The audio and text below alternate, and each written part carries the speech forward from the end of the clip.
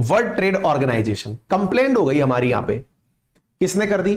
European union वालों ने, China वालों ने, ताइवान वालों ने। सुनो सर, इंडिया वाले हमारी सुनते नहीं है। क्यों नहीं सुनते भाई? इंडिया वाले आजकल टिम कुक को इंडिया में ही बुलाकर एप्पल का शोरूम खुलवा रहे हैं। पहले मुंबई खुलवाए, अब दिल्ली में खुलवा दिए हैं। सर क्या इस बात की शिकायत हुई है? खैर, एंड तक पहुंचते पहुंचते लग जाएगा कि शायद शिकायत की वजह यही थी, पर शुरुआत किसी और तरीके से करते हैं। WTO के पैनल ने हाल ही में एक आदेश सुनाया है भारत के खिलाफ और कहा है इनके द्वारा जो IT टैरिफ लगाए गए हैं EU के साथ वो गलत है। 2019 में European union challenged India's introduction of import duties of between 7.5% to 20% for a wide range of IT products such as mobile phone, computer components as well as integrated circuits, saying they exceeded the maximum rate. Japan and Taiwan filed similar complaint that same year. India के खिलाफ भर भर के complaint कर दी साहब। क्यों कर दी? कहां कर दी? इंडिया के खिलाफ कंप्लेंट कैसे हो सकती है? क्या हम कोई संप्रभु राष्ट्र नहीं है क्या? क्या हम कोई इंडिपेंडेंट राष्ट्र नहीं है क्या? क्या हुआ? चलिए मैं आपको बताता हूं। देखिए मेरे प्यारे साथियों, हाँ जी, क्या कहानी है पहले मैं आपको आसान भाषा में समझाता हूं, फिर आपको यह बात समझ में आएगी। पहले समझते हैं WTO क्या है। देखिए, इस पूरी दुनिया को जब एक साथ वसुधैव कुटुंबकम, यानी पूरी दुनिया एक परिवार है, तो दुनिया वाले भी वसुधैव कुटुंबकम बोलते हैं क्या? नहीं भाई, दुनिया वाले इसका अंग्रेजी वर्जन बोलते हैं जिसको आप कहते हैं ग्लोबलाइजेशन, वैश्वीकरण, अर्थात पूरा विश्व एक परिवार है। सर जब परिवार है तो क्या अगर मैं अपने भाई को कोई सामान दूं तो मैं भाई को सामान देते समय उससे टैक्स भी वसूलूं क्या? या मैं अपने पिताजी से कुछ पैसा लूं तो उनसे क्या टैक्स वसूलूं क्या? मैंने कहा यार घर में ऐसा कौन करता है? तो WTO की अवधारणा भी यही है कि विश्व के सब देश ग्लोबलाइज्ड इकोनॉमी है, यानी सब एक विश्व एक परिवार है। जब विश्व एक परिवार है तो ऐसी स्थिति में जब दो देश आपस में व्यापार करें तो वो ये डिसाइड कर लें कि एक देश दूसरे देश से किसी प्रकार का टैक्स नहीं लगाएगा। भाई तुमको जरूरत किसकी है? ऐसे उदाहरण के रूप में ऐसे समझो, मैं आसान भाषा में समझाने का प्रयास करता हूं।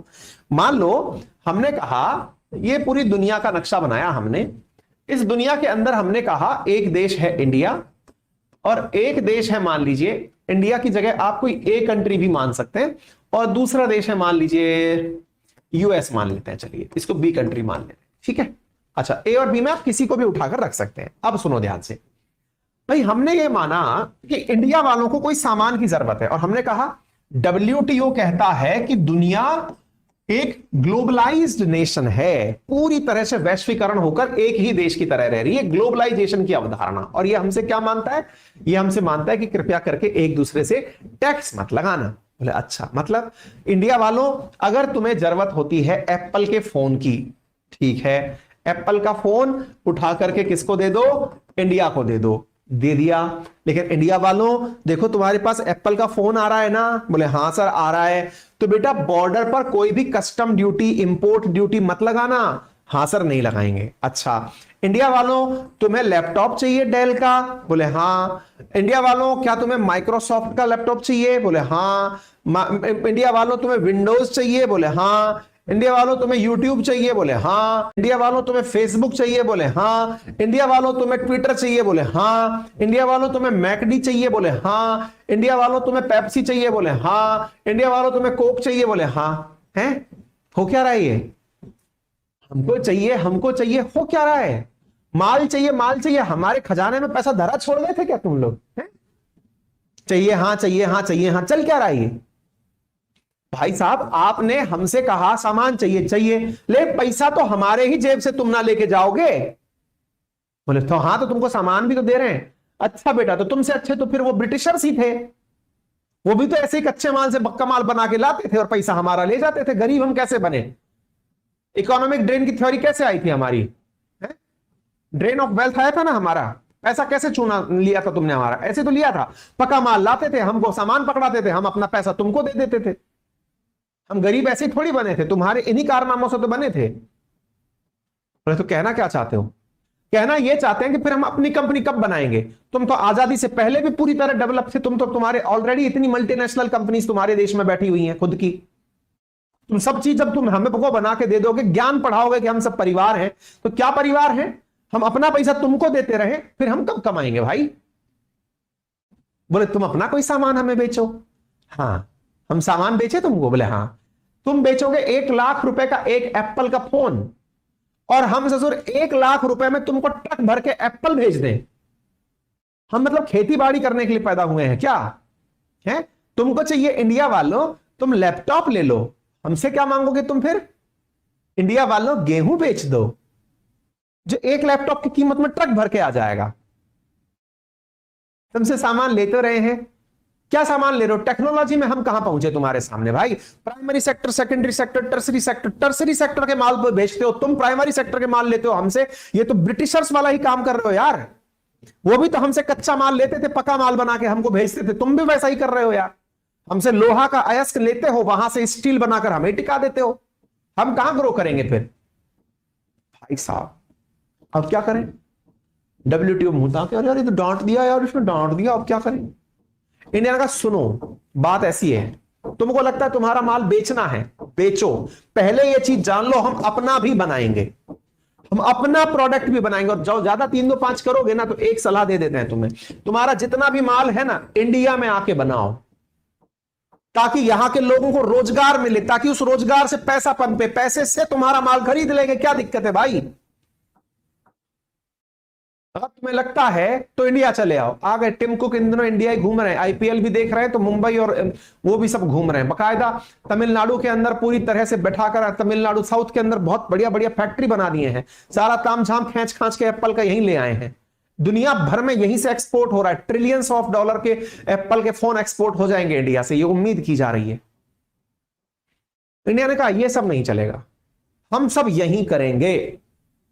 लेकिन भाई साहब ये बात किसी को गुजारा नहीं गुजरी। क्यों? क्योंकि WTO ने क्या कह रखा है, दोस्तों आप सबको परिवार बन के रहना है, ऐसा नहीं करेंगे कि आप किसी पर टैक्स लगाएंगे। इंडिया ने कहा सुनो बेटा, अगर तुम्हें ज्यादा 3 2 5 करना है ना, तो तुम्हारे कमाए पैसे में से हम भी कमाएंगे। अब वो कैसे?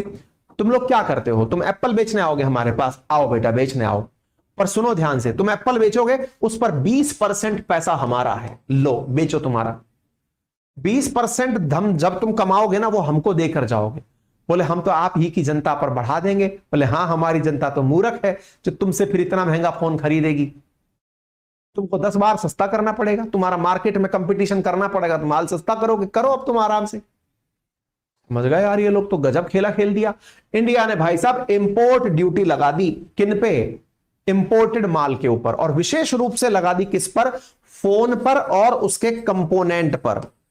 क्योंकि इंडिया को यह बात समझ में आ गई थी कि अगर इंडिया को अपने फोन बनाकर बेचने हैं, अगर इंडिया ने अपने द्वारा प्रोडक्शन लिंक इंसेंटिव स्कीम, जिससे माल अपने यहां ही बने, यहीं से बनकर विदेशों में जाए, अगर हमें यह चाहिए, तो बाहर से आने वाले माल पर कंट्रोल लगाना होगा। कंट्रोल लगाना होगा से मतलब खेला करना होगा। यही तो न्यूज है। क्या खबर है? 2019 में आपको याद होगा, भारत सरकार के द्वारा प्रोडक्शन लिंक इंसेंटिव स्कीम लाई गई थी। एक जमाना था जब हम मोबाइल के नाम पर कुछ भी एक्सपोर्ट नहीं करते थे।